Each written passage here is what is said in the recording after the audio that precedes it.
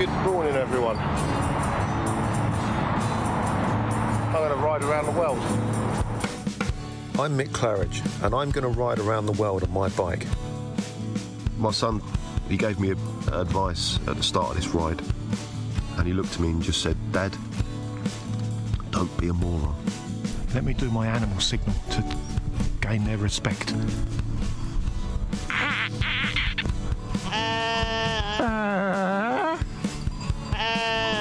How's it going, Sally? Yeah, I'm alright, Mick. How's it going? Worse than that bit in Lord of the Rings where they go into the top and the spiders in the tunnel. I'm just hoping there's a spider at the top of this one to kill me. Freezing. And I failed. I moroned up the ride.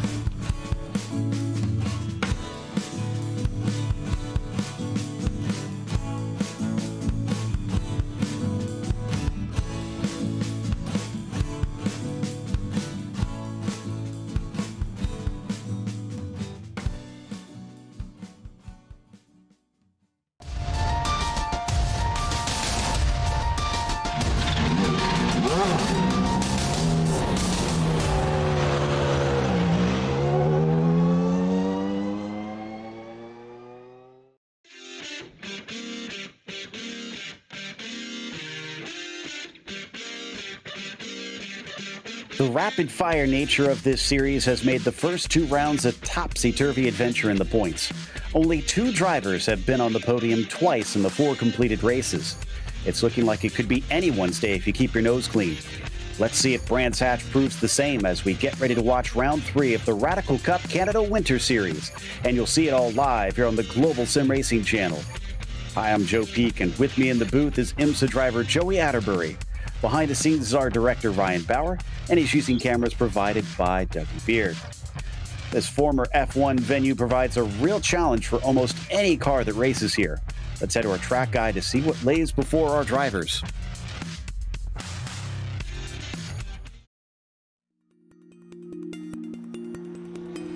Welcome to Brands Hatch. When popular British racing circuits get listed, this track just to the southeast of London often finds itself near the top. The extensive history of the venue has meant that many famous names in racing have ran laps here. But the stats make it sound deceptively simple, with the Grand Prix and Indy course having 9 and 6 turns respectively. Laps might be short, but they're also fast, and the corners are often a challenge to get right. As you'd expect, that means passing is quite difficult, with most drivers leaning towards sending one up the inside at Druids. You might occasionally see overtakes into the first corner, Paddock Hill Bend, but the blind apex and gigantic drop in elevation make that an errand for only the brave. Many of the corner names pay tribute to famous British drivers from the past decades, such as Hill, Surtees, Sterling, and Clark. In fact, the fame extends beyond the drivers, but to the cars as well, with this place seeing everything from Formula One to Formula Ford, touring cars, GT cars, motorcycles, and even rallycross. It's a gorgeously scenic venue where lush trees envelop the back half of the course, while the front half is mostly encapsulated inside a natural amphitheater. This makes it extremely popular with race fans who can see a majority of the circuit from many seating positions. With a great location near a major metropolitan hub, a spectator-friendly layout, and an experience that challenges drivers, you can see why this place remains abuzz with racing to this day.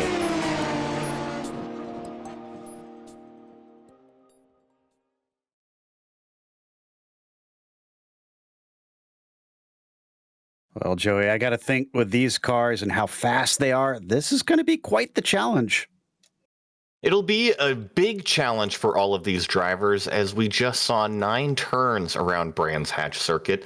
Actually, one of my favorite tracks to drive here in the sim. It just has wonderful flow, but something to really notice, turn 1 always catches people out as you come down the crest and head out into that gravel trap that just kind of seems to suck you in there, as well as getting further through the track, a couple big passing areas, most noticeably down into turn 2. But really the back half of this racetrack, turn 6, 7, 8, there isn't much room to go too wide. We'll see if some of these competitors get brave and poke their nose into places that might push them over the limits. Yeah, I know I've had plenty of races end on that part of the course myself. Now, as we take a look at the championship, some interesting things happening up there. Patrick Arsenault is currently on the top, ahead of Scott Bedard by 7 points. But these two drivers, or these three drivers up at the top, have not taken a victory. Joey Haynes is the one down in fourth. This is the first one that has a victory of the 4 races that we've run so far. So we'll see if that changes around, if Haynes can try and strike back here and see if he can move himself a little bit up the order. It remains pretty darn tight, with everybody really swapping a lot of positions and nobody really being able to keep much consistency in the results thus far. In case we have viewers that haven't seen this series before, though, Joey, before we get to the race details, let's go to the team standings here. Yeah, we do have a handful of teams that are competing here in this Radical Cup, and right now it's Top Gun Racing leading the way, just over 4 points over Evolve Sim Sports, and just another 4 points separating them between Atomic Racing and really, Joe, it's a battle between the top 4 because there's Britannia iSports. They're only 10 points out, so we'll have to keep an eye on that top 4 battle, but the rest of these teams also very closely packed in there with only a few points separating each of them. All right, so still all to play for. And now we can go to what's going to be happening today. 15 minutes for this first race tonight. We have 2 of them. It's going to be our sprint race. And then it is a 30-minute feature for the second race. And there's no spare car waiting for you. So with the high speeds and the barriers very close in so many places, it's going to be lights out probably if you have an off, especially, as Joey mentioned, on that latter half of the course. Drive-through penalty at 20 incidents, disqualification at 30. That's for each race individually. I don't anticipate many drivers being able to reach that many and not come away with a whole car that can still drive to the finish, let alone back into the pits to serve a penalty here. So not really anticipating those playing a part of this. Now, one thing we do want to mention is this is the official virtual counterpart to the real-life M-Zone Radical Cup Canada. If you're a racer looking to get into one of these thrilling machines for a test day, a race weekend, or purchase a car and join the series, contact Rob Burgess of Radical Canada at robert@radicalcanada.ca to get started. Big thanks to Radical Canada for helping make this thing kick off. But as they continue on in the qualifying, this track not known for making passing easy, Joey. I have to think that this first qualifying and then, of course, the results of the first race affecting the next one, making it rather important that you kick things off well. I think track position is very important here at Brands Hatch, but if I remember correctly, the feature of these cars are going to have to do a pit stop eventually in there. And I love the 2-race format. The sprint really gives us a preview of what we're going to see in the feature. And it also kind of lets them sort each other out in which moves they can make when the points really matter in that big main race. Exactly, and I'm glad you brought that up. Yes, the main race has a pit stop for fuel that they need to take. They do not have enough fuel on the car to make it to the end. So they're going to have to come on in during the 30-minute event, take that on, and get back out there. Gives you a chance to maybe try and leapfrog somebody or perhaps overcut them. As Joseph Yang here, sitting in third, is about 4/10 off the pole time. That's a much greater distance that we see between Hardman and Haynes, which is right now only 0.04 of a second because of how short a lap it is around here. Pretty impressive, yeah, 118.8 from both of our top 2, and we're watching Joseph Yang right here. He's in the provisional 3rd spot, and looks like he's on a decent lap right now. I don't think it's going to be quite as fast as his fastest, but yeah, he's got to pick up, call it about a half second if he wants to move himself up even just 1 spot. Yeah, he's going to have to really find something in these last few corners, and, well, he found something. It's an off track and a spin, so looks like he's not going to get a time for that one. Spencer Todd, in the meantime, sitting in 8th spot, improves down to a 19.2, and that's going to jump him up to 3rd ahead of Joseph Yang. Nicely done. really good lap out of Spencer Todd right there. And nothing's changing up at the front. Still Andrew Hardman leading over Joey Haynes, but that Joey Haynes name, that's important because he won both the sprint and the feature last time out. And we're riding on board with Daniel Salmon. Now, another interesting stat that I came across is that Salmon and Arsenault are the only two to have more than one podium in the 4 races, which is pretty wild. I think it was something like 7 drivers have podiums over the first 4 races that we've run here, which that's quite the spread. I would have thought that we would see more of them be able to stay on top, but it seems like, as I said, just keeping your nose clean pays quite a few dividends as we ride on board with Daniel over Paddock Hill Bend. You were describing there earlier during the track talk just how scary it is to try to find your line through there as we come back to Ben Walid now. Yeah, as we ride here, and you see just how easy it is to skate off of the track here. These cars are very, very fast. They produce some good downforce, and when you overstep the limits at such a narrow racetrack, oftentimes it's out into the grass and into a tire wall, and see, there's another car off into that gravel trap that just sucks you out there in turn 1. Going over to Hunter Reeve now. He's in 16th in the number 14 car. He has about a 10th and a half to make up to catch Nick Horvath as he comes up towards Hawthorne Bend. Very swift right-hander. And then things once again tighten up now as we go through a series of right-handers on through Westfield, through Dingledell now, and then up to Sheens. This is such a tricky blind corner. Looks like he's going to get it just about right, but I'm seeing him being way off of his best time, so I wonder if this is him just trying to set up for a flyer. Looking pretty smooth, though, and I think that goes back to what you were saying earlier. It's consistency and keeping your nose clean, and that goes for qualifying as well. Some drivers aren't going to put it out there on pole position, but it's about getting into the rhythm and setting that pace for when you take the green flag here in a few minutes. A little bit off the apex down through Paddock Hill Bend there for Hunter Reeve as he comes through Druids. That's Igor Borgev just behind him.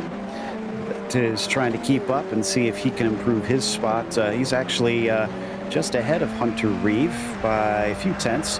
Hunter is currently in 14th, needs to make up 3 thousandths to catch Dave Peterson. What about Zach Buchanan, though? Currently in the 9th position. Not showing him as improving this time, but I know maybe he will. Yeah, looks like my time in scoring was wrong. He is going to go up to 4th spot with that one. Something to note about Zach Buchanan. You mentioned previous podium finishers. Zach Buchanan was the first round feature winner. He's got plenty of speed in that car. Keep an eye on him tonight.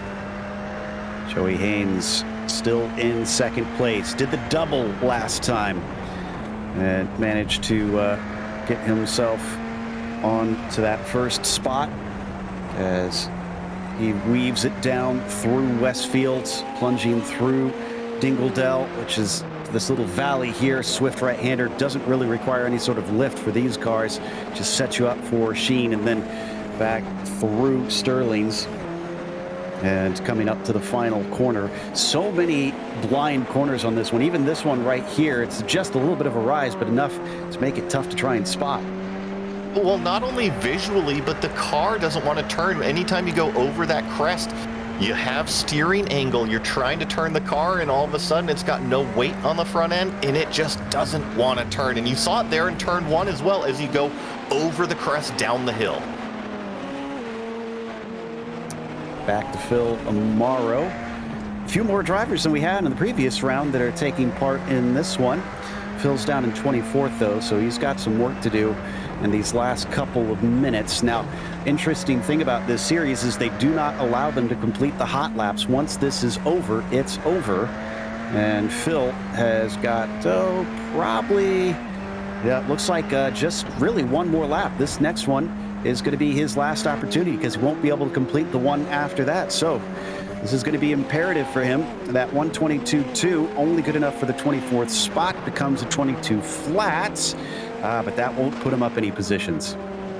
No, unfortunately not. It looks like he's already pulling off on this one, so that's going to do it for his qualifying effort out there. I think maybe Hunter Reeve just laid down his fastest lap time out there. It puts him up into 10th, and we see here Zachary Buchanan also finishing up his qualifying effort. Yep, back through Sterling. Once again, a lot of camber on that corner. You can take so much speed through there. And just has to try and send it through Clark Curve. Let's see if this is going to be a quick one for that bright blue number 40, as he's going to get a little bit of tow from someone who was off in front of him, but nope, it's not enough. He does not improve. He's got just enough time to come around once more and complete the next lap. Here we're riding on board with Alex Ellis. I think we're going to see that last turn, that crest you were talking about, Joe. I think it's really going to play a factor in tonight's race. I've seen a lot of drivers really struggling to keep the car down towards the inside of the racetrack there. Certainly seems like it. I know it's so easy to overdrive that thing. As we watch Scarali now, Robert Ridgway, one of the only two drivers that have yet to set a lap time, finally gets one on the board at a 22.3. That puts him in a 25th. Scarali, in the meantime, a 19.7. That's a pretty good improvement there. That'll get him 16th, so he jumps up a couple rows. Good improvement there from Tyler. And just looking at the rest of the drivers out there, I think Andrew Hardman is on a fast lap, but I don't think he's going to have the time to finish this lap out. Yeah, doesn't seem like he's close enough to the end of the lap. Less than 30 seconds left to go. Phil Beans just ended his qualifying, unable to go any quicker. I see Nick Horvath able to complete his final lap. And it looks like, unfortunately, he had an off somewhere, so that one gets deleted. And then just steaming on by, Michael Broomhead cuts it down to a 20.3. That'll get him 19th spot, and that's it for our qualifying. So Andrew Hardman will be starting on pole position. That is a bonus point in this series. Joey Haynes will begin from second place as Scott Bedard is third, and Zach Buchanan will be fourth. And it's Patrick Arsenault in fifth position, Spencer Todd P6, and Joseph Yang in seventh. From there, Alex Ellis begins in eighth. Kevin Hill will be on the inside the next row in ninth, and you've got Hunter Reeve is outside in 10th. There in the 11th position, we have John Benwilad. There in the 12th spot, Mark Boyd joining him there on that outside row. Igor Bugarov there in the 13th position. Dave Peterson in 14th spot. Daniel Salmon rounding out the top 15. Tyler Scarali, who we're riding on board with there, moved up into the 16th position. Nick Horvath 17th. Christian Jasper 18th. Michael Broomhead 19th. And Cedric Ohayon in the 20th position. Guam Huard is starting 21st, as Stephen Sutherland will be 22nd. And it's Phil Beans in 23rd, followed by Phil Amaro in 24th. Robert Ridgway will start P25, James Carter 26, and James Doherty was the only driver who failed to set a lap time in that qualifying session. So they'll head around behind the pace car, get a chance to get ready, and then they'll be on their way for the sprint, which is looking like it's going to be somewhat warm conditions, 103 Fahrenheit on the track surface. Not the hottest I've seen, but certainly enough to make them slide around. Oh, well, and also to note, I'm checking the virtual time, and we're just past noon, almost 1:30 in the virtual world, so I would expect those temperatures to continue to rise. Yeah, that's a good point. So considering this carries on after this race into the next one, it's only going to get worse, most likely, unless we start to get a little cloud cover out there as the Porsche pace car going to lead them around. As we were just mentioning as well, it's also quite a short lap. Last round was at Sebring, which takes a bit to get around. Only a minute 19 for the quick drivers at this circuit. While the sprint race probably won't see any traffic, the 30-minute race could see 27 drivers become a little bit of congestion out there. Well, not only that, but it's a narrow racetrack, Joe. We mentioned that it's great flow and has some really good elevation changes, but we already actually have a car off on the pace lap. I'll have to take a look to see who that was, but there's one turned around right here, and it looks to be Spencer Todd already having issues on the racetrack. And not sure how he managed that. And checking to see. It was a big accordion, Joe. Just these drivers are starting to warm up their brakes and whatnot, and Spencer Todd was coming down the hill, and he went off driver's right to avoid hitting somebody, which was the right thing to do, but unfortunately got turned around. Well then, it's going to be an interesting day if that's what we're seeing already before we get to the racing. The good news is he didn't hit anything, so he's weaving through the fields and putting himself back in his start position. Wanted to correct myself on something that I reported earlier. Arsenault and Salmon weren't the only to take double podiums. It was the only two to have scored in every race so far.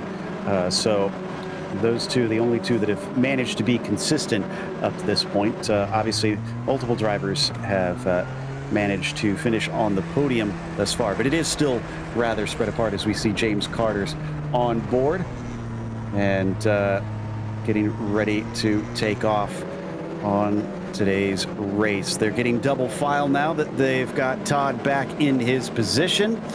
The Porsche pace car will release them, and it's going to be up to Andrew Hardman to lead them into Paddock Hill Bend. Can they all make it through that scary drop down into the plunge of Pilgrim's Drop? As they wait for the green flag, waiting very patiently, and there it is. Andrew Hardman is off. A few drivers scattering to try and take a little bit of an extra leap forward through a 3 wide. Somebody dives through and makes little contact. They're going to go off into the kitty litter. I think that was Igor back there, but everybody else looks like they did make it.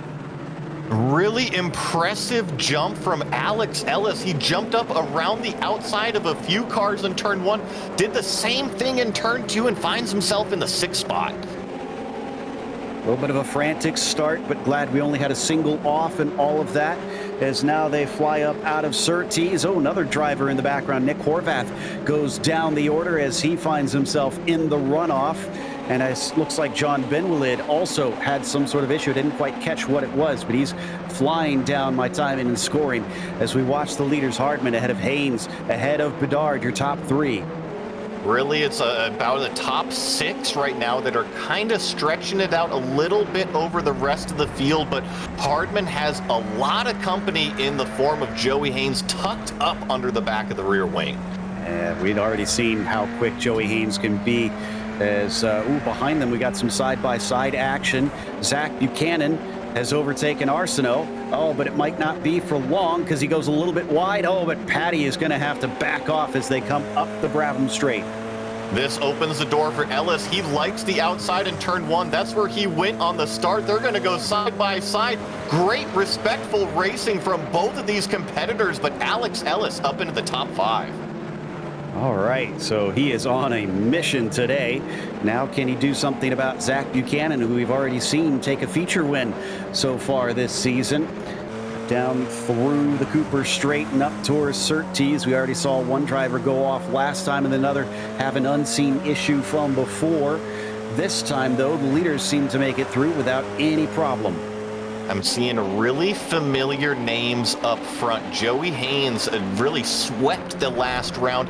Zach Buchanan, winner in round 1. Alex Ellis, winner in round 1 as well. These are all the cream of the crop here in this series. Great run by Alex coming out of Westfield, but it's so narrow and so tight through this back half of the circuit. He's got no place to take it. Hard to see over that rear wing of the bright blue number 40 in front of him, but he's hanging tough as they come out of Sterling. I love the flow of this racetrack. When you come up to one corner, here comes another, and this is that tricky final over crest. We'll see if anybody runs out wide.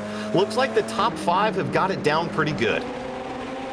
Looks like a nice slipstream as Buchanan tries to cover this, looking around the outside like he did last lap, but he can't do it twice. In fact, he dips his tires into the gravel. Oh, and into the barrier goes another car in front of him, causing Ellis to have to dive off the course. He spins back across and gets glanced by a couple cars. That was Scott Bedard, I believe, that had that hit with the wall.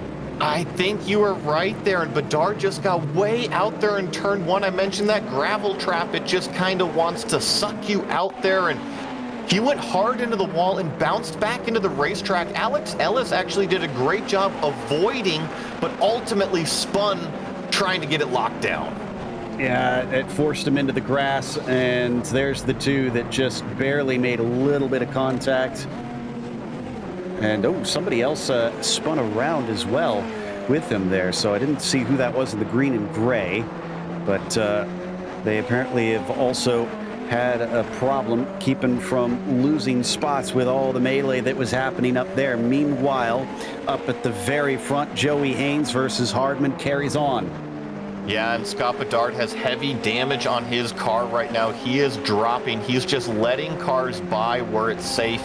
That damage has definitely affected his sprint race. Yeah, the 83 down in the pit lane. Again, no spare car, so he's going to have to try and hope that he can repair it within 10 minutes and get back out on the track and maybe salvage something out of this.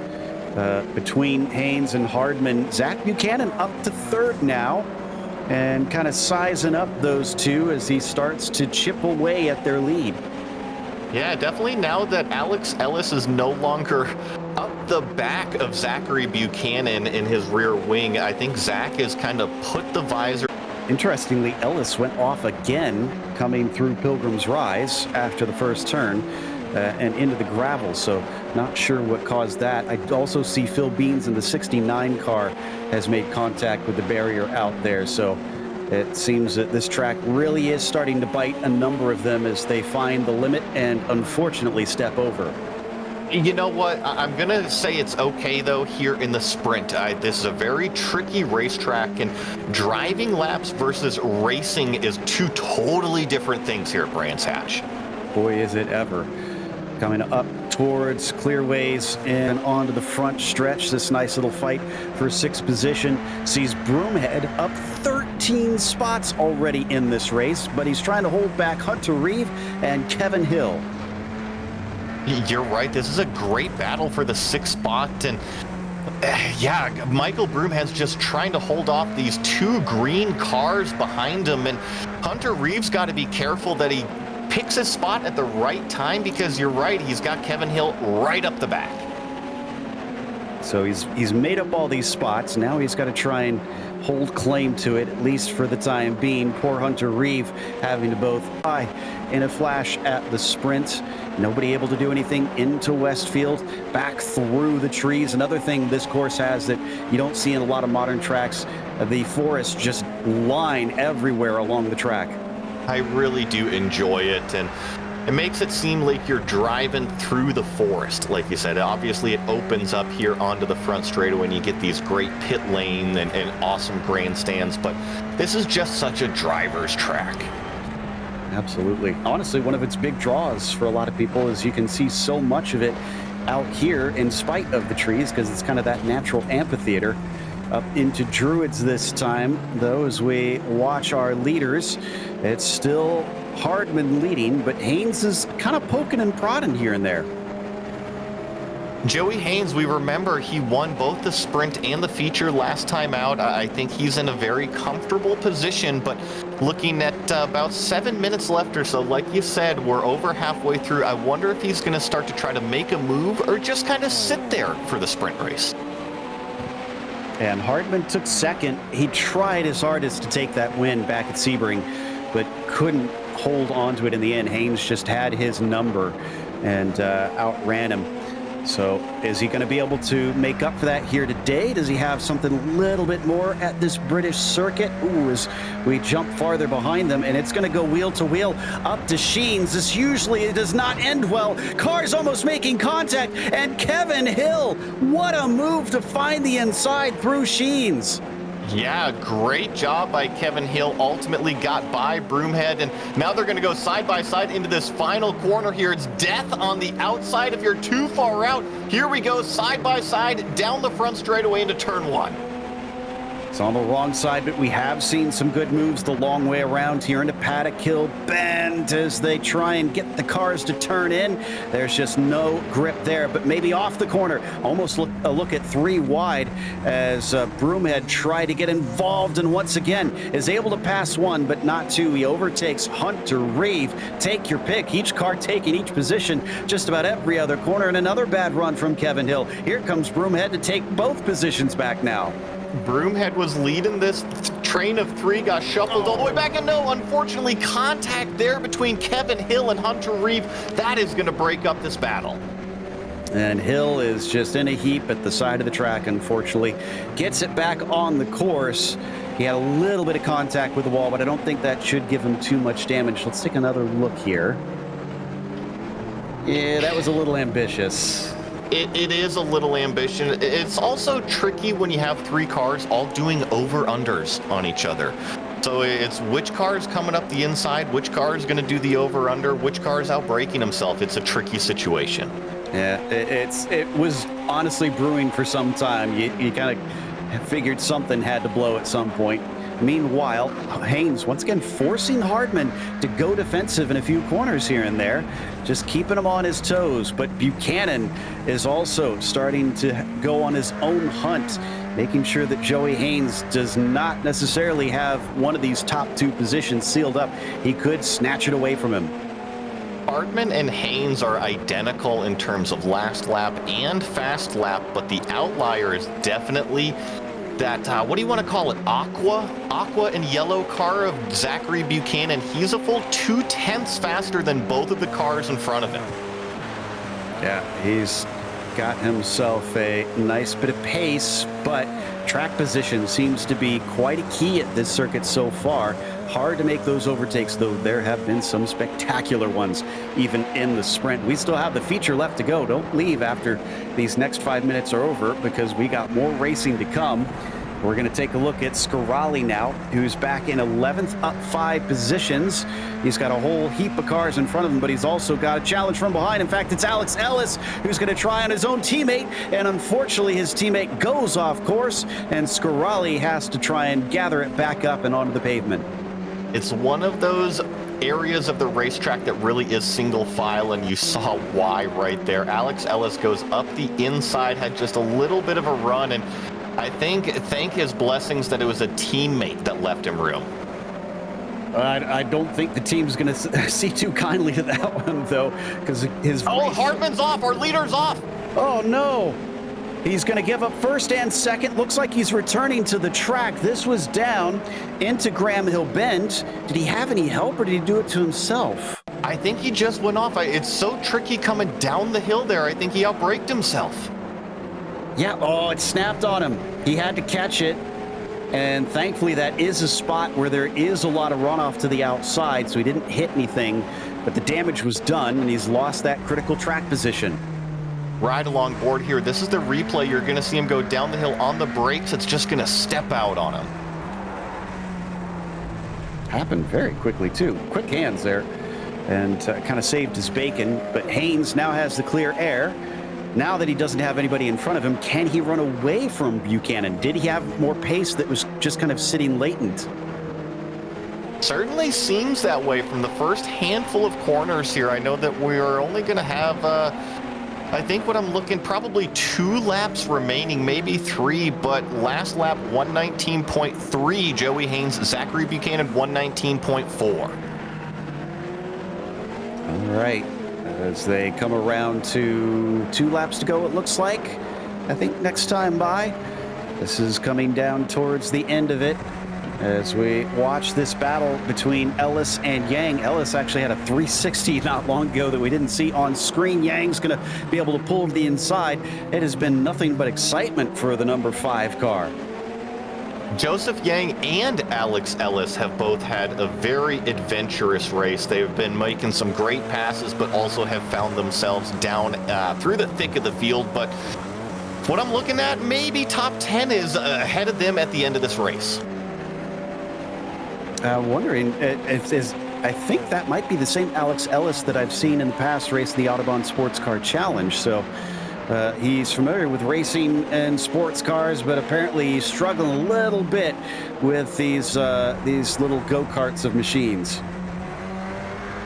What I've been seeing here as we ride along board with Kevin Hill, this is that tricky section where Alex Ellis went up the inside, and oh my goodness, Kevin Hill just barely hanging on to it. But one thing I was going to say, these cars, they seem to have a lot of rear brake bias, and we've seen that catch some competitors out in previous racetracks as well. That's a good point. It seems like under braking, if you push the limit just a little too much, it can bite you in a hurry. He goes defensive down into Paddock Hill Bend as Peterson holds the outside. That leaves the door open for Kevin Hill, and he's going to be able to get through as ahead of them. This is the battle between Hunter Reeve and Daniel Salmon. Salmon, is going to chop down at the apex. Reeve has to check up, and now Mark Boyd going to try and take advantage. Reeve got really out of shape at that apex, and Mark Boyd has taken a look down the inside, but once again, really respectful racing, leaving each other room for all competitors. Our leader comes up to the white flag here in a moment. Joey Haynes now has about 0.8 of a second over Buchanan. So if he does have pace, it's not a huge advantage. He's just kind of creeping away from that number 40, at least as the evidence has shown up to now. Agreed. I think that what I said earlier is that really our top 5 runners are kind of the cream of the crop out here, and I expect the same out of the feature. Yeah, I got to think so. Absolutely. Although it is a little bit longer, and as we saw, it's pretty warm conditions. Wonder how the tires will be towards the end of the race, doing double the distance from what we saw. Spencer Todd sitting behind Patty Arsenault for that 4th position. Patrick, who leads the points, gonna get decent ones here for the sprint in 4th, but not as many as I'm sure he would like. I'm happy we're riding on board with Spencer Todd right now. He's had a really good race. He finds himself in the 5th position, only gaining 1 spot, but he's been one of the consistent runners. He hasn't stepped a foot wrong. Tell you what, though, these Evolve SimSport guys are going to have a good haul of points in this sprint race because, like we said, Spencer Todd there is in 5th, and Haynes is his teammate who is leading this race. Ooh, we got another one off. Can't quite see who that is, though. Looks like Huard, unfortunately, finding the barriers there out of Paddock Hill Bend. So Joey Haynes, as long as he doesn't chuck it into the walls himself here in this final turn, has this one wrapped up. This will make 3 straight wins for the number 99. Could he make it a complete shutout for both last round and this one? Victory goes to Joey Haynes in the sprint. Yeah, Joey Haynes ended up pulling it out quite a bit over Zachary Buchanan, who finishes 2nd, and Andrew Hardman, great job getting back on track in 3rd place. Arsenault with the 4th, and Spencer Todd with that P5 up 1 position. Michael Broomhead, big charge through the field, up 13 spots to 6 for him. Oh, and Peterson side by side across the line, but it's not enough to beat out Kevin Hill, unfortunately. So Peterson will get that 13th spot. And it looks like the last one that will be able to finish is Scott Bedard did not get back out on track. Excuse me, Phil Amaro in 24th. We had 3 DNFs in that sprint race, unfortunately. But boy, was that some frantic excitement out there on track as the last of them stream across the line. That's going to take us to the results of the sprint race with Joey Haynes getting the win, as well as the pole position bonus. Joey Haynes gridded in 2nd. No, he did not get that pole position bonus, pardon me. Zach Buchanan finished in 2nd today, as it was Andrew Hardman finishing 3rd and Patrick Arsenault in 4th. Spencer Todd, P5 for him, followed by Michael Broomhead 6th and Hunter Reeve in 7th. Daniel Salmon, I believe that's within the points in the sprint. I'll double check on that. He is 8th, as Mark Boyd was 9th, and Joseph Yang rounds out your top 10. There in the 11th position, we have Alex Ellis, who was running so good early on. Climbed back up to 11th, though. Kevin Hill with another good battle there, rounds up 12th. Dave Peterson in the 13th spot. Robert Ridgway. Tyler Scarali in the top 15. John Benwillud there in 16th position. Christian Jasper, James Doherty, Steven Sutherland, and Nick Horvath in 20th. And it is down to 10th place that they score points for those curious. Cedric O'Hayon in 21st, Igor Borgev 22nd, and Guillaume Huard in 23rd. Amaro, as I mentioned, last to finish. And then the other 2 found themselves DNFs for this one. They now start to grid up, and one thing that we haven't mentioned yet, it is a top 10 reversal. So slightly different from what you just saw, but now Joseph Yang, who finished in 10th, will start from the pole. Mark Boyd will be in second, and it's Daniel Salmon in third, as Hunter Reeve will start from fourth, Michael Broomhead fifth, and Spencer Todd in sixth. Patrick Arsenault will begin from P7, Hardman eighth, Buchanan 9th, and Haynes 10th. We'll just cycle through the rest as they were, the same as what you saw moments ago from the finishing order. So now, without that track position, what are we going to see out of Joey Haynes? He started from second. He kind of inherited the lead a little bit. Can he fight his way past 9 cars to get back to that spot? I think he definitely can. Given his race history, he does a great job at passing, but he's not the only one that's great out there at passing. There's quite a few competitors that are going to be starting back there with him that are familiar with speed. Alex Ellis is going to be starting right behind Joey Haynes, so I'd watch out for maybe Alex Ellis, Joey Haynes, Zachary Buchanan, and Andrew Hardman to be working their way up through. So we unfortunately will only have 26 starters because it does look like Phil Beans was not able to grid up for this second event. Sad to see, especially since it's not like in the real world where he could have wrecked it in the first one and the chassis is ruined. You'd automatically get a new chassis for this race. But we are seeing the cloud cover start to come over, and we saw briefly before the pace car took off, it has actually cooled down amazingly. I know, I decided to skip over that fact because it was proving me wrong, but you're right. You know, I'm seeing a little bit of cloud cover come over. It's starting to cool down. That's just going to mean that these cars are going to be grippier. The drivers are going to be more confident to make bigger and bolder moves. Absolutely. Which means more excitement for us. I don't know if we can handle that considering how much happened in that first one. And as the drivers prepare and get ready, I'm sure they're going to be cognizant of that as well, knowing that if that sun stays a little bit hidden for this race, they should have a little bit extra to give them some fun as we hop on board with poor James Carter, who we didn't really get to check in with. He was one of the early retirements in that last race. So hopefully this time out, he'll have some running to do that we can check in and see what his onboard camera looks like. Real fast. We've seen it be a single file racetrack with a pit stop that's going to come into play. I'll be curious to see if strategy comes into track position to see if there's going to be any undercuts or overcuts on track position during the race. Yeah, that's a good point. Usually on sports cars and iRacing, undercut is not as powerful as the overcut. You want the lighter car for longer.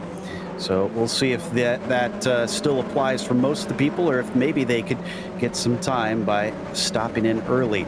Joseph Yang has control of the fields, waiting for that green flag. There it is. And ooh, it's a horrible start for Mark Boyd. He's going to lose second immediately to Daniel Salmon. And down the inside is that Broomhead making contact. It does look like that's going to send Boyd off. And Broomhead is up into third, but he's now got Spencer Todd taking a little bit of a look. Almost contact between first and second as well. And now Broomhead moves into P2. It is busy up at the front, but ultimately Michael Broomhead, the big mover right now, all the way up into the second spot. You see Spencer Todd right there fending it off the outside, but Patrick Arsenault is going to make a big lunge down the inside. He's going to try to take away position number 3. Arsenault still looking for a win in this series. He's got a second place at the second race, the feature race at Canadian Tire Motorsports Park, and it looks like he is on a mission now to try and get at least on the podium side by side with Spencer Todd down through Hawthorne, still side by side as they go through Westfields. I don't know how they're holding on here. Usually it's hard enough to do it through one of them, and they do through 2, but he's not gutsy enough to try it through Sheen.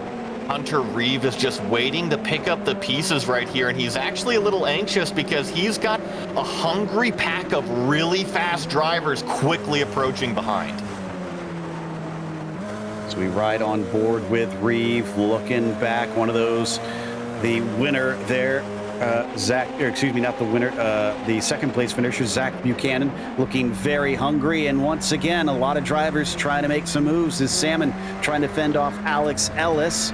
Ellis not able to do anything. Hunter Reeve trying to attack on Arsenault. That doesn't produce anything quite yet.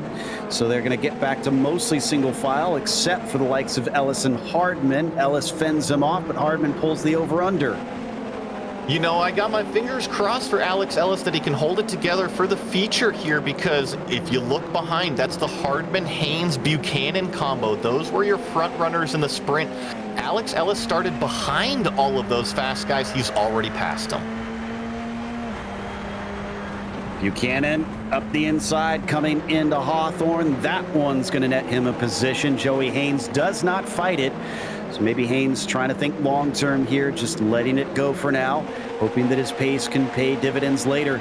But you can see what this reverse grid has done. Contact there between Haynes and Buchanan. That's going to even check up those behind them as Peterson and Kevin Hill as well look like they came together. It's just that accordion effect. One car further up in the line takes a look and it stacks everything up behind. Hopefully not too much damage on those cars affected, but looks like Alex Ellis is looking down the inside of Daniel Salmon coming down the front straightaway. Well, we talked about Ellis being all over the place in the last race. It looks like he's not letting that phase him one bit here. Started in 11th. He was not part of the regrid and is sliced up into 6th. There are some fast drivers there at the back of that regrid. So Alex Ellis clearly has quite a lot of pace underneath. And here comes Hardman going down, looking inside of Salmon. What a movie. Bang doors coming out of turn 2. And here's Zachary Buchanan just saying, which way can I go? Which is the fast lane right now? Are we sure this one's not the sprint race? Because they're certainly acting like it. This is just phenomenal stuff here. Joey Haynes, as we ride on board with him, is currently chasing Buchanan, who's going to go defensive down into Hawthorne, and that will dissuade Haynes from making a move. Well, and Spencer Todd just had a big mistake in front of this big pack. He's checked up Andrew Hardman now, who leads over Salmon Buchanan. This is a pack that probably 10 cars long now. It is indeed, with Spencer Todd having a whole lot of fast drivers breathing down his neck. Can he hold on to this 6th position for much longer in this race? Just a note, it looks like Scarali had a bit of an off there before Sterling, so I'm not sure what happened to him. We're going to ride on board with Kevin Hill now, as he is at the tail of the train, just behind Peterson. And you gotta wonder, I know that aerodynamic and dirty air always comes into effect. I know this isn't a very high-speed racetrack, but being in Kevin Hill's position, you gotta think it can't be easy to drive back there following all these cars. And Scarali's actually taken it into pit lane as well, so he must have hit something pretty hard, unfortunately, to be pitting what I believe is outside of the pit window. Not sure that he's going to be able to make it without having to take another stop from here. Still, the train carries on. Spencer Todd ahead of Hardman, ahead of Salmon, ahead of Buchanan, Haynes, Peterson, and Hill. And then it looks like behind them, this is between Horvath and Benwilid. And they come up through the latter half of the circuit, vying for 13th. I really like this paint scheme, a good throwback to Cars. It looks like we've got the Rust-eze car radical out there, and always puts a smile on my face. Yeah, it also makes me feel old when I realize how many adults now were very, very young when that movie came out, because I think I was already in college at the time. But, ciao! Yes, we ride with Kevin Hill once again, just behind Peterson. Oh, Hardman and Todd ahead of them swap positions, and it looks like they might swap right back as Todd is going to try the over-under, but a good defense there from Hardman up into Druids, leaves Todd hung out to dry. Salmon trying to take advantage. He manages to sneak into 7th, fighting back. Spencer Todd keeps the inside briefly, but no, he can't carry the speed. The floodgate is open. Here comes Buchanan. He's going to take a look on Spencer Todd now. It's just going to be one car after another. Spencer Todd is able to hold off Buchanan, but I don't think the onslaught is done yet. Another attack here from Joey Haynes on Buchanan. Those two have been trying to fight each other. My goodness, he nearly gets squeezed off, but Buchanan loses control and he spins it around. Does he keep it off of the wall? Yes, he does, just barely, but he is now sent very far down the order. Yeah, I don't know if there is contact on entry, and if there was just the slightest little bit to the left rear of Buchanan here. I think there might have been. I wonder if we could get a chopper view of this one just to get a better angle on it, because yeah, it was so hard to tell from that onboard. There looked like there might have been the tiniest of touch. This would be the best angle yet. And it's tough to tell, and even if there was, it was so minuscule. I just think that it was a bad spot that Buchanan was in. Yeah, it's hard to tell that if that's what sent him spinning, because yeah, it looks like there was just the littlest of touches. I don't know. Yeah, it'd be strange if that caused that big of a spin right there, unless it just kind of just unnerved him and maybe he took too much speed into the corner itself. Whatever the case, he's down in 18th right now. Make that 19th as he just got passed by Ridgeway in the meantime. Joey Haynes continues on and in 9th place now behind his teammate. Riding on board with the number 99 machine, you said it, right behind Spencer Todd, who is behind Daniel Salmon. But one thing to note, this train of cars, it was about 10, now it's only down to about 6 or 7. It has not calmed down at all. Now, one thing I kind of wonder is if it's worth it now for Buchanan to take a pit stop, come in early for his fuel, get to the back of the field where maybe he could get some clear air, zoom back out, and just make some fast laps on his own. I agree with you from the strategy standpoint. I am unsure on the fuel capacity side of things, if it's possible or if we're just too early into the race. But you're looking at Joseph Yang. We haven't mentioned him at all because he's really been a machine. Last lap 119.3, best lap 119.2. He's up to 3 seconds gap over second place.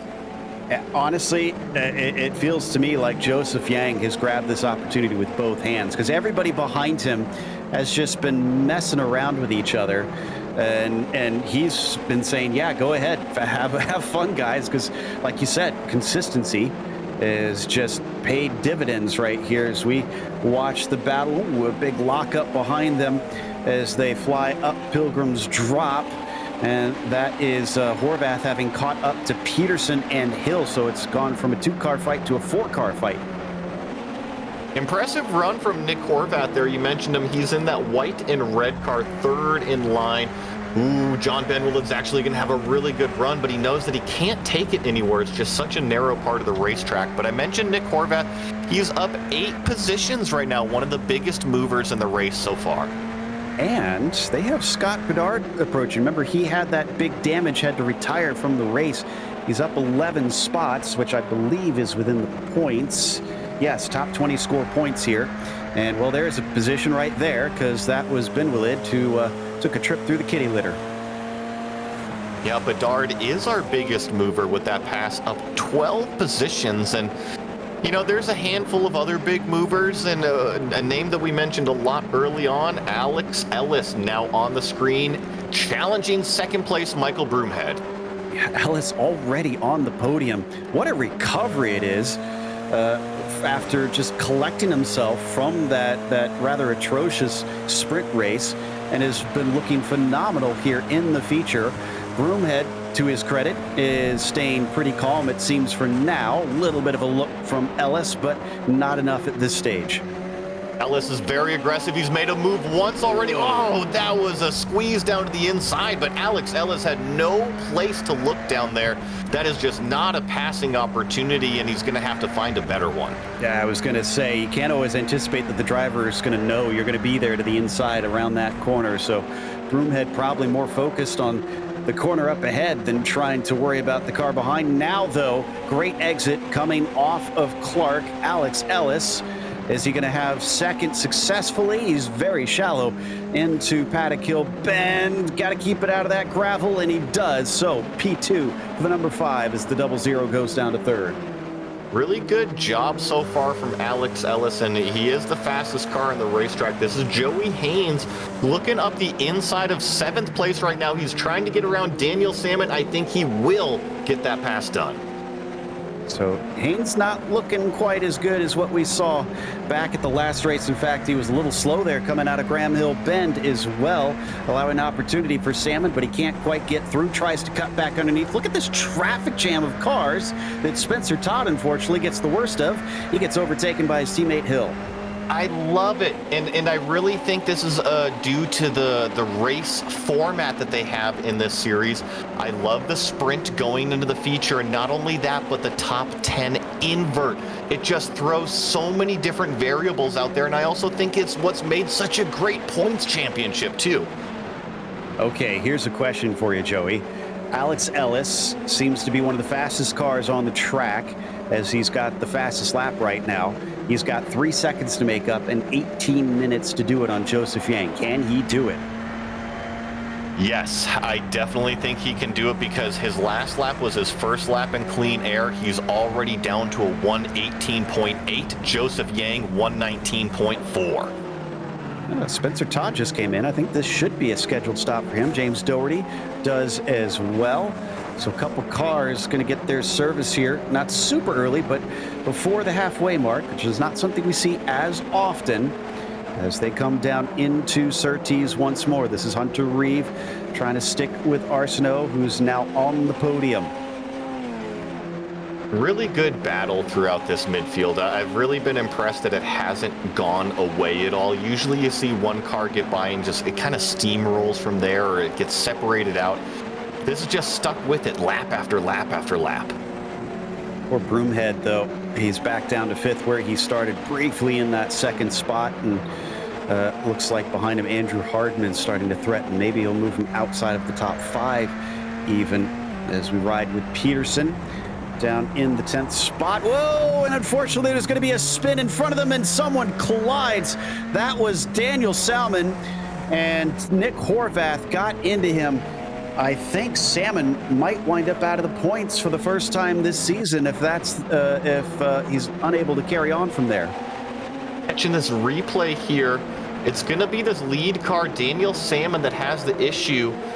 Gonna see what happens. This is that tricky section up over the crest. Oh, looks like he might have got a little bit of help from behind. Oh, that was a big hit. So, yeah, and he's limping back. So, unfortunately, trying to get a point score is going to leave Salmon swimming upstream for this one. So, he's taken his repairs, most likely. There's the look from on board Horvath. And again, it's so blind up there. It's a fast corner. I really don't know what more Nick could have done. Agreed. You know, Nick Horvath was having a really good run up several positions, and just when you come over a crest and you can't see over that crest, there's not much you can do. All right, so exactly the halfway mark here at about 30 seconds as Hunter Reeve now holds 4th position. Exactly where Hardman's he started going around this him. Whoa. Sorry to interrupt you there. Hunter Reeve just had a terrible exit out of there. He had a really big lockup, and it just opened the door for Andrew Hardman to get right around him into the 4th place. I had completely missed that, and you're right. Yeah, he was way off pace there. So Hardman slipping through up 4 spots, from 8th, where he began this race as they break into Druids once again. Highest driver to have pitted is right now Spencer Todd. He's in 15th. And has taken his fuel and is back out. Here's Alex Ellis. Ooh, wow, look at the distance now. If we could have a lap comparison, he has cut this in half to catch up to Yang. You see, it really is about a half a second per lap, if not more. So Alex Ellis definitely has the pace, but remember from the sprint, Joe, it was so difficult to get by the leader. We're going to see if it's the same issue here in the feature. Oh, Zach Buchanan has now pit. Remember, he had those early issues. So, and he's saying something about, I think maybe damage over the radio. Didn't quite make it out. And yes, it's been a long pit stop. I don't see a meatball flag next to his name. I wonder if that little bit of contact somehow damaged his suspension or something. It'll be interesting to see here, and I'm watching the rest of the field because, like you mentioned, some of these cars have already started to do their pit lane process. We've already reached past halfway. This is when all those dominoes are going to start to fall and people are going to come in and fill it up with fuel. Still not seeing a lot of the front runners pitting in, though, as we watch from Bedard. Now up 17 positions. Some of those have come from those pit stops, though, so it's not quite an accurate read. Still in front of him, Kevin Hill is going to go way wide into the apex of Druids, and is not going to lose the spot, but certainly lost quite a bit of time. Kevin Hill is another one that's seen a lot of adventures out there today, and it doesn't look like that is over yet. About 13 more minutes of adventures, and he's got an adventure in his back mirror right now because that's Scott Bedard definitely putting the pressure on. Scott up 17 spots from his 26th grid position. Tried to scare him off the apex through Hawthorne, didn't quite work. Didn't think he'd try and actually make that move there. Yes, it can be done, as we've already seen tonight, but it's a scary proposition by any stretch of the imagination. Up through Sheens and over into Sterling. Drivers carrying their speed as much as they can through this swift final section of the track. Will any of them pit this time, as we're down to 12 and a half minutes left to go? Peterson will, and so will Bedard. Okay, this opens the door for Kevin Hill. Let's see what he's got on this lap time, because if he was being held up and now he's in clean air, he can get this pass done on the racetrack. Back over to Kevin, riding just over his shoulder. Comes through Druid in this view. Whoa, as he loses control, and he's going to just clatter into the tire barrier. It wasn't a huge hit, so the car should be able to keep going, but he's going to lose a lot of spots, and he definitely will not be able to stick with the two drivers that he was racing with that just pitted. I'm sorry, Kevin. That was the commentator's curse that I put on you there, so we're going to go ahead and jump up to somebody else. I believe this is Andrew Hardman right now, chasing down what is Patrick Arsenault right in front of him. All of these top four still have to come to pit lane, though. I think we heard Arsenault talking during one of his interviews, if I remember correctly, saying he's not as stressed about the wins. He knows that it's going to be consistency that's going to pay dividends, and he's going to also pit in this time as Hardman weaves around the side of him.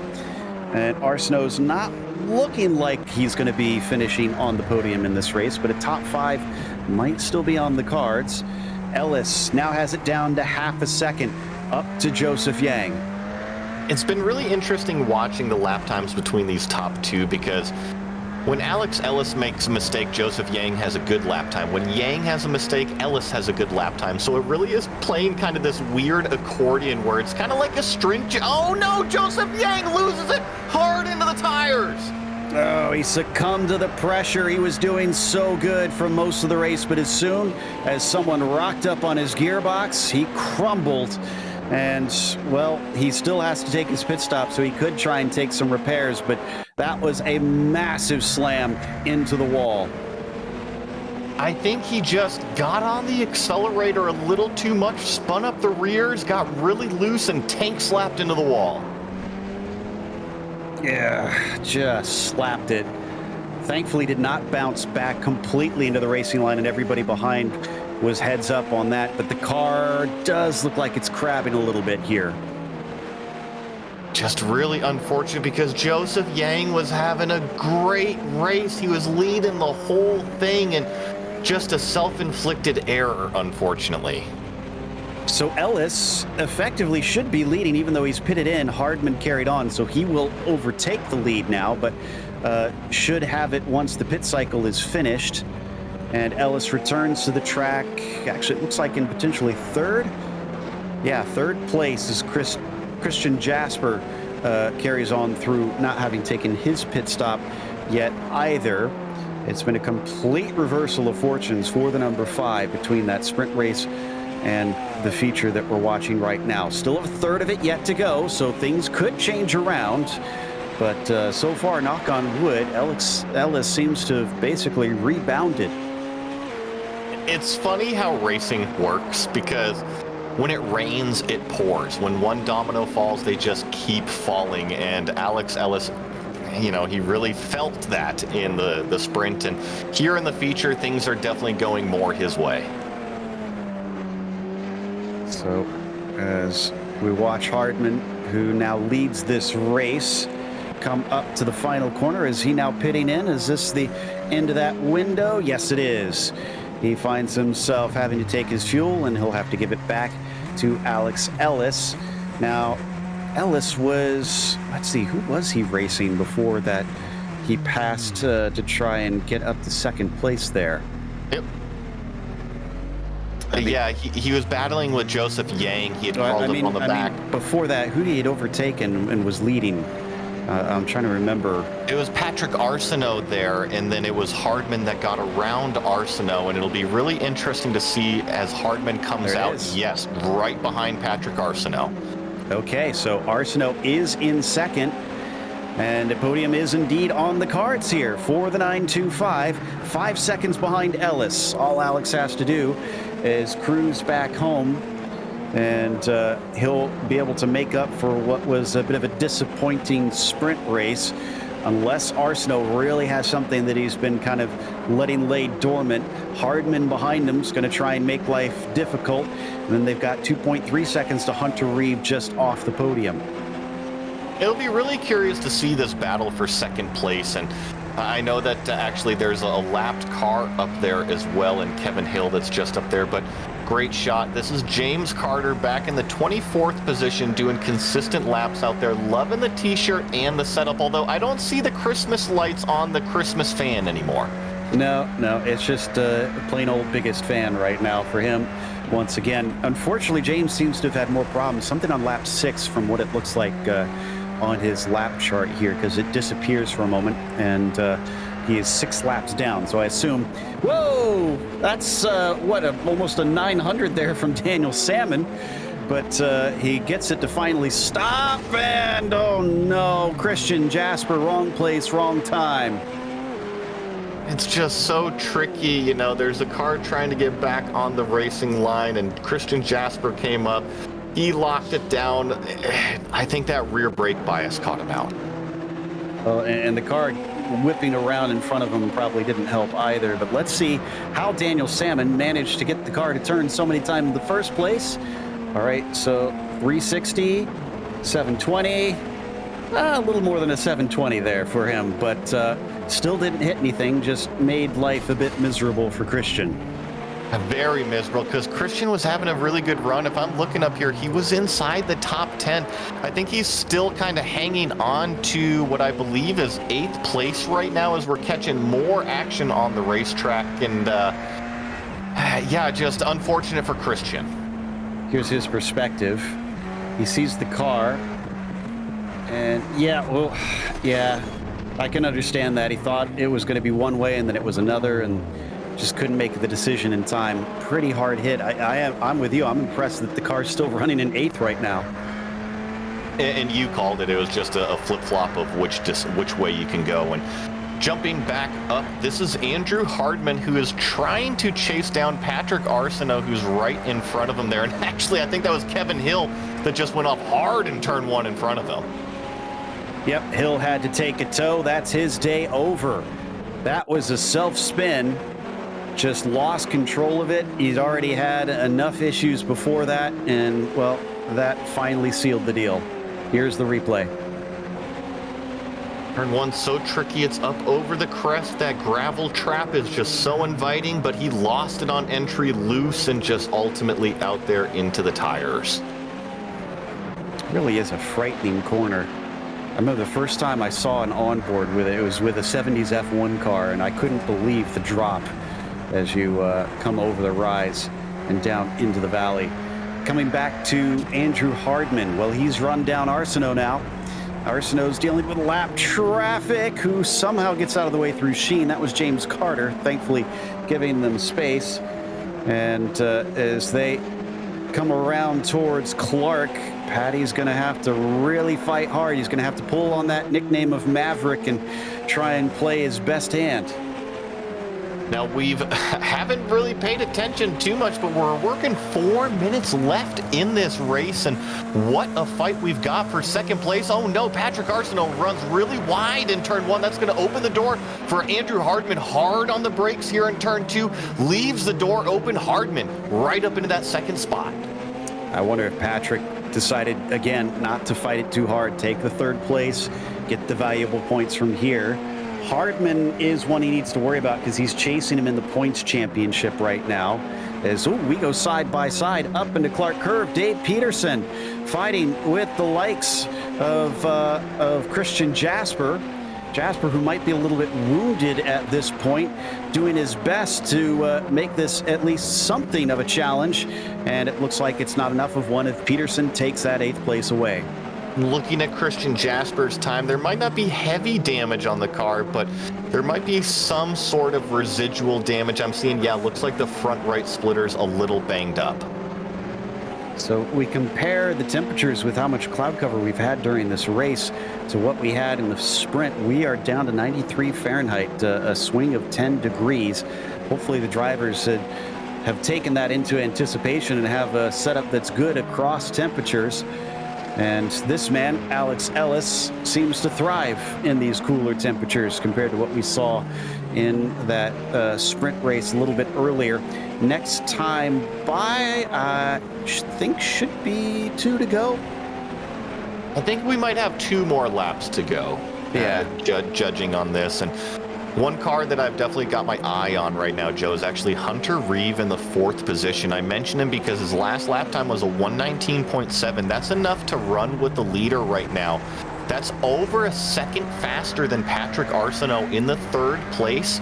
Time is running out. It's not on his side right now. We'll see if he can catch that 9:25 machine for the final podium spot. It's looking possible, but it's going to have to really be a hustle from the 14 to do much here. There's the difference in lap times, and does yo-yo back and forth a little bit. Reeve with his mistake, or was that a pit stop there that we see the 4-second difference? Not sure what caused that one, that he lost 4 seconds up to Patrick, but regardless, he's within sight as it stands right now. Ellis crossing the line. Yep, 2 to go as he crosses. So there is time for Hunter Reeve, but how much of it? Dave Peterson down in 8th place. He just took that 8th spot, but he doesn't really want to stick there. He passes Ben Willid for 7th now. Yeah, great run from Dave Peterson in the last handful of laps of this race. Already up 6 positions, finds himself in the 7th spot. Next car ahead of him, though, James Doherty, up 12 spots. He started from 18th. So, man, James has been kind of one I guess we haven't watched a whole lot, but has done a great job. James Carter pulls off the racetrack. I'm assuming because he's so many laps down, he can't take any more positions from here. Yeah, here giving a little bit of love to James Doherty in the number 61. And let's hope he can keep this up all the way to the end, because I'd hate to see this go away after such a great race. Back to Ben Willid once again, though, with Peterson. He may have been overtaken, but it does look like Ben Willid's hungry to try and snatch it back.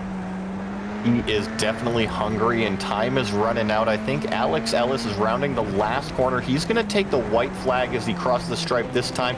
That means this battle only has about a lap and a half left. It's Mark Boyd in front of him. We've actually lapped up to 12th. A lot of cars have been lapped in this race as we continue to watch this battle for that 7th position. Peterson managing to go by Ben Willid. Ben Willid, a little bit wide there from Dave, and that's going to open the door. John takes it immediately. Great driving from John Ben Willid. The opportunity presented itself, and he snatched it away. He's still got to hold on for 1 lap, though. Peterson could try and come back at him. And you can see this is the distance that's been put between this and the battle for 7th, because Alex Ellis is just about to where they were just moments ago. So on this final lap through, Alex Ellis calmed himself down, has moved himself up to the front. Oh, and I can report that Peterson has stopped on the track. I don't know what the cause was, but we'll get to it a little bit later. That's unfortunate to see after such a good last couple laps of this race. Alex Ellis fought his way forward, made his way to the leader, didn't have to pass him, just had to make him make a mistake, and Ellis is going to get the win in the feature race today. Yeah, and he does the classic go-kart smash the wall once he takes the checkered flag. So Boyd going to be the first one lap down. Peterson not going to be able to see the finish here. What happened to Joey Haynes today? After such a dominant performance back at Sebring, he's going to be the last one to see the checkered flag on the lead lap, and he's only going to be 10th. Yeah, little disappointment for sure out of Joey Haynes, especially after the last race and having so much success. You gotta wonder what happened here. I'm sure he's just as disappointed as his fans, unfortunately, as he's trying to find his way past, looks like Ben Willett. Oh, something happened to Ben Willett. So he looks injured there. The car is injured, rather, and Haynes moves up to 9th. And so I think John, unless he can crawl it home, might not finish this race. He's trying to find his way back to the track, as there is Haynes taking 9th. A bit of a surprise for him, no doubt. Ben Willett did retire.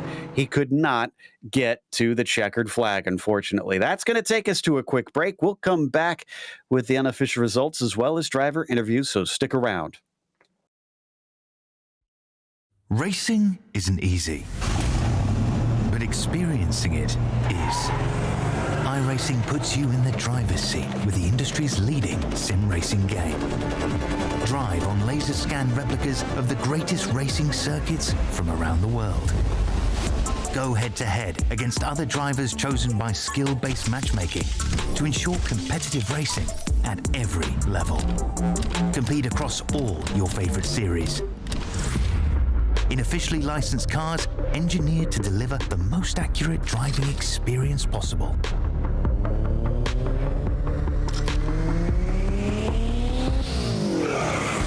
Join a race or host your own with players from across the globe. Race against the computer or in a league with friends. Feel the thrill behind the wheel. Visit iRacing.com.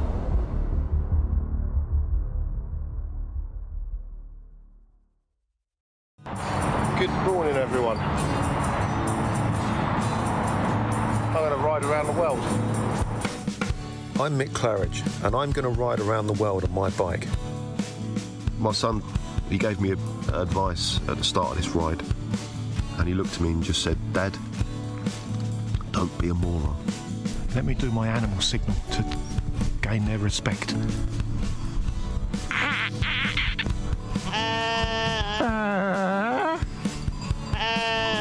How's it going, Sally?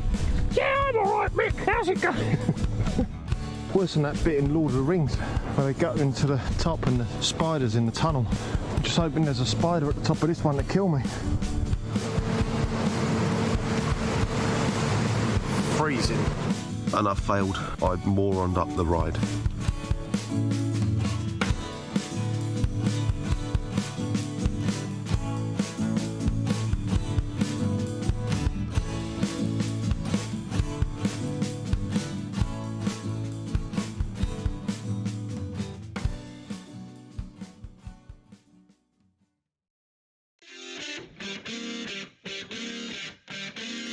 Welcome back to Brands Hatch. We just saw round 3 in the Radical Cup Canada Winter Series, and the feature race sees Alex Ellis go from 11th to 1st. Andrew Hardman was 2nd as Patrick Arsenault gets another podium to finish 3rd, and Hunter Reeve was P4. Spencer Todd 5th, followed by James Doherty, up 12 spots to take 6th. Christian Jasper P7 for him, up 10 himself.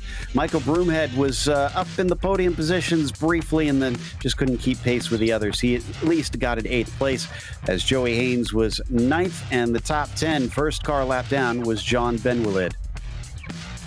Here in the 11th spot, we have Dave Peterson, followed up with Mark Boyd, Robert Ridgway in 13th, Nick Horvath, a few issues there in 14th. Scott Bedard was able to make his way up into the top 15 after starting way back at the end of the field there.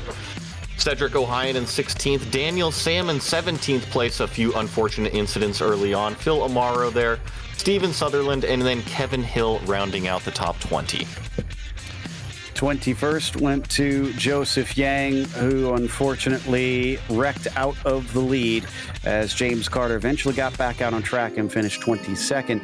But then from there on down, it was DNFs today, including Phil Beans, which did not start in that 27th position for the feature race.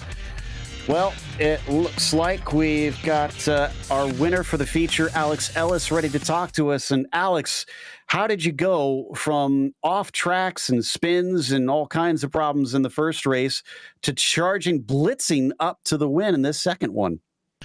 Well, yeah. Oh, that first one was a mess. But basically what happened was I had very little practice. I think I had 8 laps total of practice. And this is a pretty crazy car and track combo. So, first race was a mess, but I knew I had the pace. The problem was I picked up damage really early. So that's why you saw me defending a lot and really off the pace in race 1. And then race 2, I just focused on keeping the car clean. I wanted to be aggressive at the start because I knew being back in 11th, I had to be moving right away to close the gap to the lead. So I was pretty aggressive at the start, but it was a lot of fun. And it was just an awesome race. I'm sure it wasn't too unwelcome of a turn of events, but when you saw Joseph make that error and hand you the lead, was that a bit of a surprise? Did you think you were going to have to fight him harder for it? Yeah, well, to be honest, the other thing is I had never driven into the pit lane before the race, so I had no clue where the pit speed line was. So I had no clue where to brake when I was entering the pit lane. So I was really happy that I had him right in front of me as a reference, and then he lost it. So that was the main thing I was thinking about. I was like, oh no, now I don't have a pit lane reference. But no, I was looking forward to a good battle. But we were both pushing hard. The car was it's pretty knife edge when you're at the limit. Well, you managed to take the win in the sprint back at Mosport, and now you've got a feature to your name. So, having unfortunately had to miss the second round, what's the goal from here? Do you count yourself as potentially out of the points hunt, or do you think it's still possible? Oh, well, I'm planning on being around at all of the remaining events, and it is possible to win every race. I know it's a lofty goal, but if I set that goal and come as close to it as possible, I think I'll be right there in the points. We'll keep an eye out for you. Certainly an impressive performance here today. Congratulations, and go enjoy some celebrations. Thank you. Take care, guys. Alex Ellis, your feature winner here. And up next, Joey has caught up with the second place man, Andrew Hardman.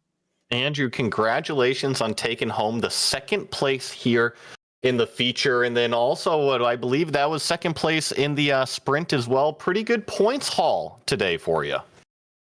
Yeah, pretty decent points haul. I'm still a little bit upset with myself after the sprint race. I think I had it in the bag if I didn't make any mistakes, but I was trying to be greedy and go for the fastest lap and just ended up almost looping it on myself. So I'm happy that I gathered up the mistake, but still not happy that I threw away a pretty easy win. Yeah, such is racing out there. There's always a new track and a new mountain to claim, though. But looking at your previous runs, this counts for 4 podiums in a row now. Is this what we should be expecting out of you for the rest of the season? Well, I am the best there is, so obviously. I love it. Yeah, the podiums, I'll take a podium when I can. I really want to get my first win. But to get points on the board, of course, you gotta just drive to your limits, and I think that I showed that I can maybe get a bit anxious with that sometimes today. So I hope to be a bit more conservative, a bit more consistent, and not. The end result wasn't too terrible today, but it could have been a lot worse.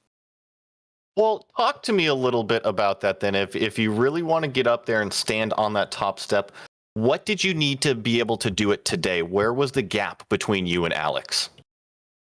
I honestly think he had raw pace on me today. That was pretty alarming to see how quickly he was able to pull away from the people that he passed. I wasn't able to get past people quick enough to sort of hang with him and maybe go into his draft and stay with him. So I think I just got to be better. I've just got to drive faster, be more consistent, and do all the bits to get on the top step. But Alex can make mistakes too. So if I can take that opportunity to get on the top step of the podium, I will for sure. Well, congratulations on the great points haul. And before I let you go, is there anybody that you want to say hi to? Mike Broomhead, obviously he's put together such a great league. This is really, really fun for all of us. And he's done a fantastic job with it. Also my family, I think that my dad might be watching. That's great. And my girlfriend as well for allowing me to spend so much time on this virtual race car. Thanks. Congratulations, Andrew, and we'll see you at Road Atlanta. It looks like we have another interview. Standing on the final step of the podium was Patrick Arsenault, and he's with Joe now.